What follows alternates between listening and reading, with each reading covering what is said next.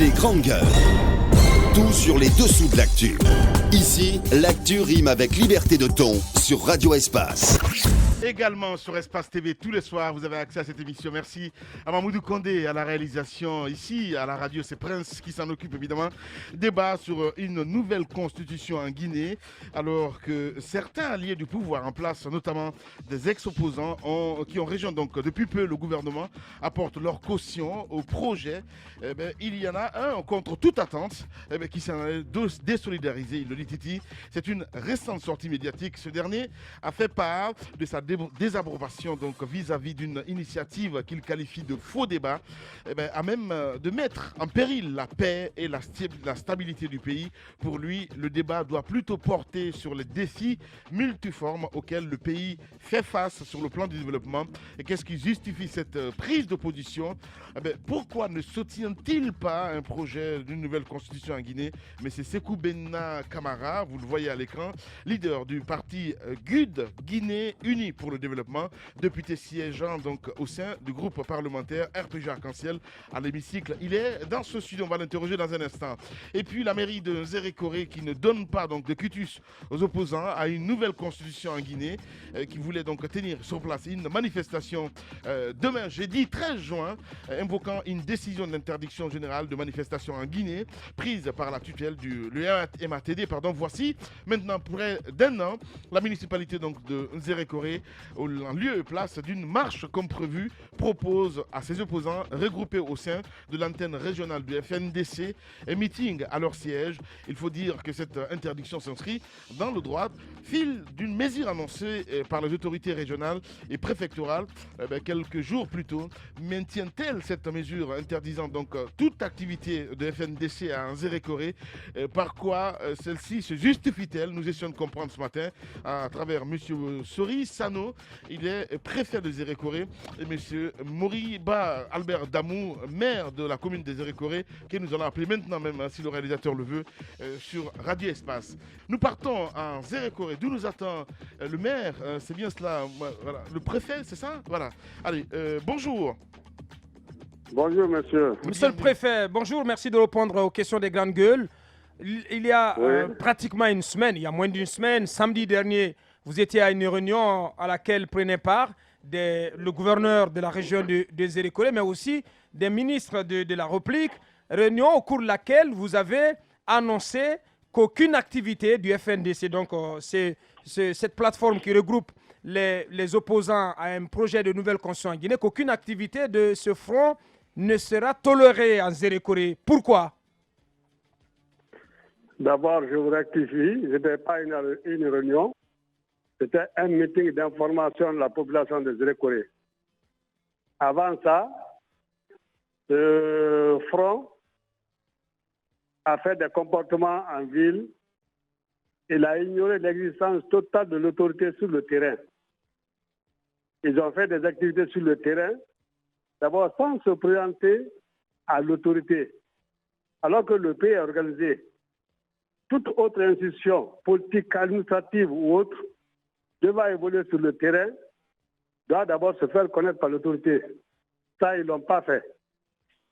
Je les ai appelés en réunion chez moi, à mon bureau. Je leur ai fait cette remarque. Avant ça, ils avaient écrit au rond-point non au troisième mandat. Ils sont allés dans une sous-préfecture à côté de Samoué pour tenir une réunion là-bas. Ni le maire, ni le sous-préfet n'étaient au courant. Une réunion d'intoxication de la population.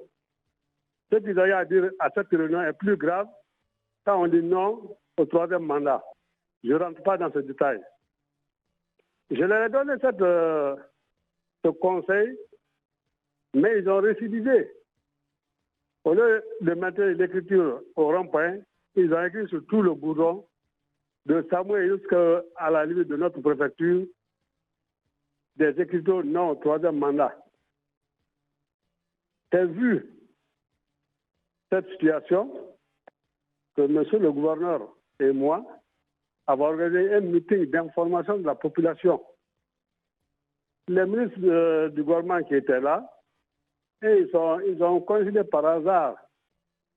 Ils sont venus pour une autre mission Quelle est cette mission? C'est le lancement des travaux financés par ANAFIC. Ils ont considéré au métier, ils sont venus, ils ont observé, ils n'ont rien dit.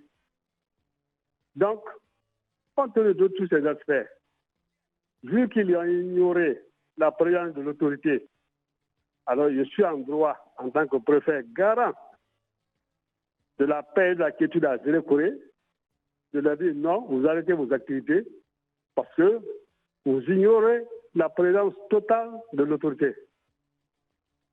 Ça, c'est un.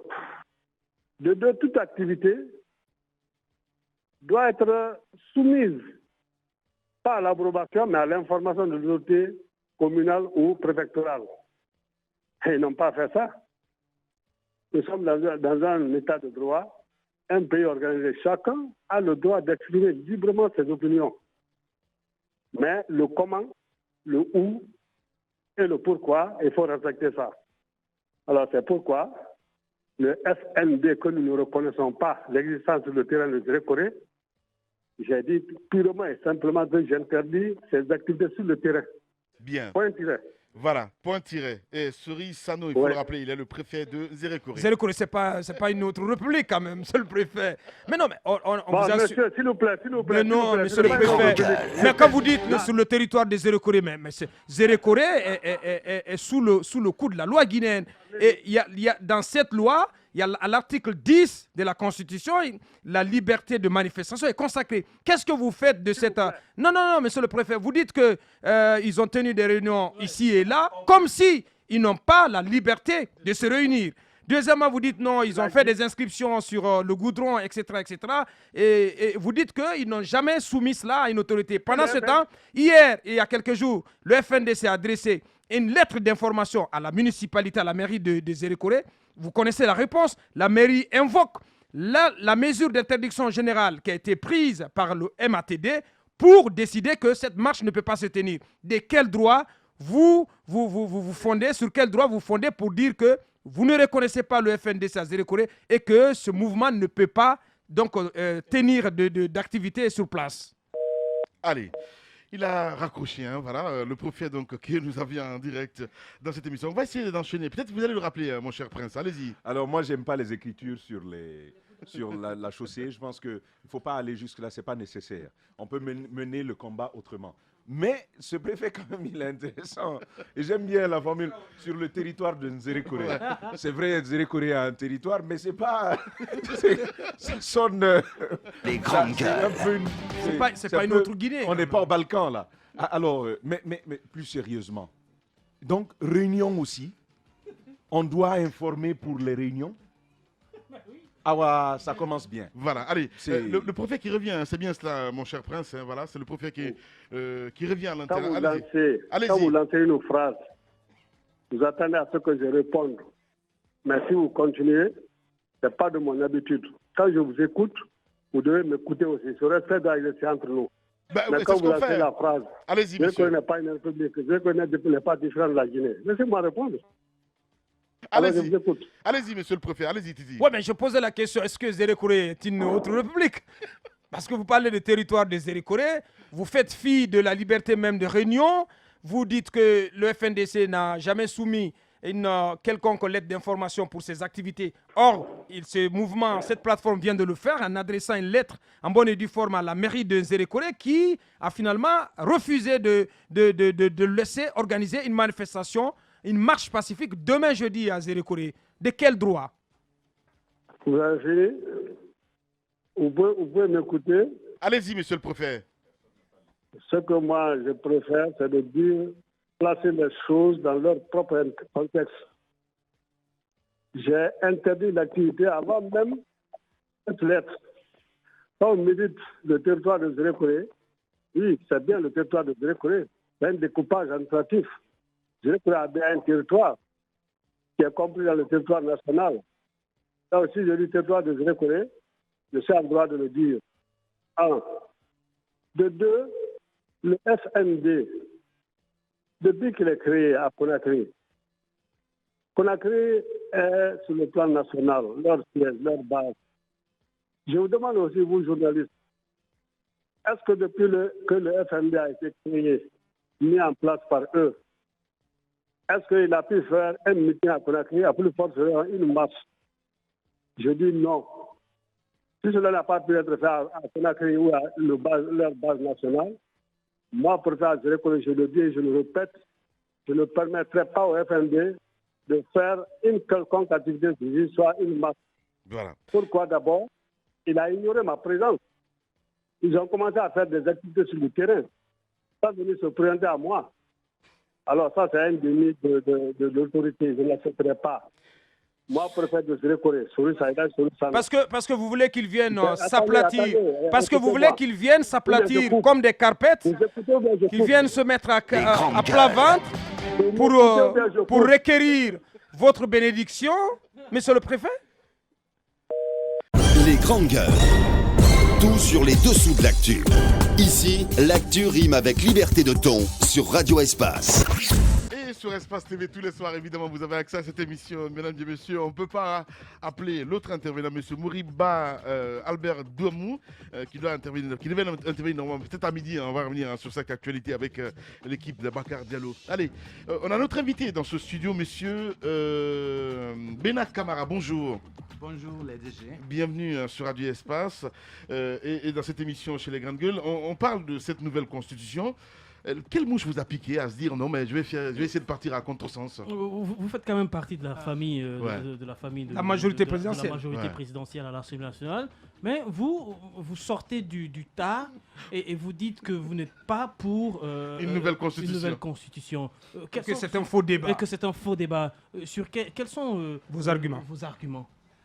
Merci de cette question. Je voudrais savoir quelle sorte de mouche vous parlez. De mouche Tchessé ou bien de mouche de Bernard ou quoi. Je voudrais d'abord, permettez-moi de me présenter, c'est honorable Sékou Bernard Camara, le président du parti GUD, la Guinée Unie pour le Développement. Et je suis le président de la commission environnement auprès de l'Assemblée nationale. Brièvement, j'ai fait mes études en Russie, donc je parle russe.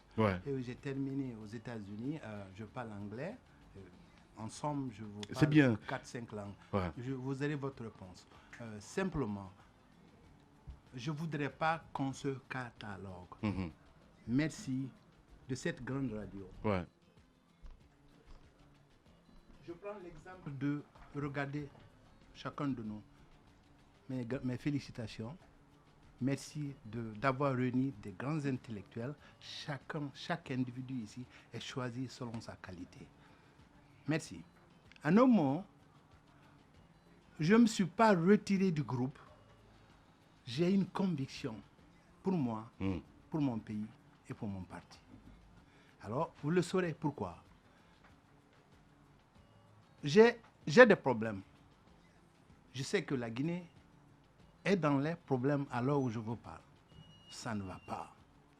Pourquoi? Parce qu'on ne se dit pas la vérité. Qu'est-ce de vérité je veux parler?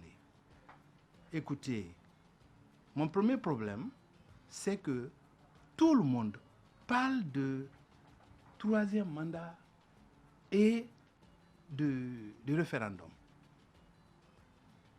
Tout le monde, je veux parler du gouvernement, il prend pour action fondamentale aujourd'hui pour faire la propagande pour l'événement dont vous faites état.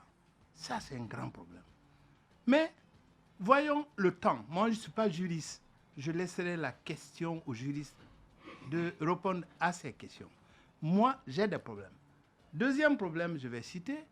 Vous le savez, il est difficile de parler dans votre studio parce que tout se dit ici. Mais mon deuxième problème, c'est que nous avons 1 an, 4 mois, au maximum 5 mois pour les élections présidentielles de 2020. Premièrement, nous avons un problème de liste électorale. Les experts ont dit que 1,5 million de personnes fictives sur 4,5 millions de voteurs, donc 33%. Un grand problème auquel il faut trouver solution. 1. De 2. Nous avons un grand problème parce que moi qui parle aujourd'hui en tant que député, ma date est finie. N'est-ce pas? Il a fallu que le président prenne un acte pour que je continue. Et quand la CENI s'est retirée tout de suite, ils ont leur rapport final, il faut encore 8 mois, c'est en décembre ou bien en janvier 2019. 2020, Oui. je veux dire. Donc, ça, c'est un quatrième problème. Un cinquième problème, c'est que là-bas, à l'Assemblée nationale, nous nous sommes réunis et on a tripatouillé notre constitution. Qu'est-ce que je veux dire? Je veux dire que l'élection de la base jusqu'en haut, d'en haut, dit qu'elle est universelle. C'est-à-dire on choisit le candidat à tous les niveaux et le meilleur gagne. On dit on n'a qu'à élire les maires. Après, on verra qui sera conseiller. Alors, c'est les conséquences aujourd'hui. Donc, vous évoquez les élections, les problèmes générés par le code électoral. Voilà, le code électoral. Donc, jusqu'à présent, ça c'est mon quatrième problème, on n'a pas fini les élections communales et communautaires. Mon cinquième problème, c'est que en 2020, il faut qu'on élise un nouveau président. Est-ce que, M. Lamine, selon vous, on peut faire tout et encore? Le sixième problème, ils disent qu'il faut un référendum. Référendum basé sur une élection. Élection basée sur une liste électorale. Et la liste électorale est confuse. Elle n'est pas résolue. Donc, à la place que nous solvons les vrais problèmes, on est là à dire référendum. Je dis non, c'est pas bon pour mon pays. Et la réponse est là. Au lieu de se lever à aller faire la propagande partout où vous voulez, et ça c'est l'argent du contribuable, est-ce qu'il ne fallait pas prendre l'argent là et résoudre le problème de Coloma auquel nous avons trouvé solution? Ouais. Voilà, on aimerait tellement continuer le débat avec vous, malheureusement. Oui, c'est très intéressant ce qu'il est en train. Voilà, c'est très intéressant les différents problèmes qu'il est en train de relever. Il parle d'accumulation, de fait qu'ils ne peuvent pas nous amener sereinement à l'organisation d'un référendum. Mais est-ce que ces questions-là ont été débattues à l'hémicycle? Est-ce que vous avez eu à un moment donné le courage de prendre la parole et publiquement énumérer ces problèmes que vous êtes en train Et rapidement, est-ce que surtout, ça vous-même vous le dites, si gros problème, est-ce que vous êtes sûr qu'on va à un glissement de calendrier électoral? Est-ce que c'est possible que la présidentielle se tienne à date en 2020? Je vous réponds. Il faut qu'elle se tienne. Pourquoi? Parce que le président de la République, le jour qu'on l'a annoncé, a levé sa main. Il a dit que je respecterai et je ferai respecter la loi. La constitution est immuable. Donc, quel que soit peu de quel glissement il faut? Il faut que les élections aient lieu. Sinon, c'est des problèmes. Bien. Merci beaucoup, monsieur Babacar. Je suis obligé de rendre l'antenne, malheureusement. Voilà. Merci à vous tous à l'international. Demain, on se retrouve pour un autre numéro.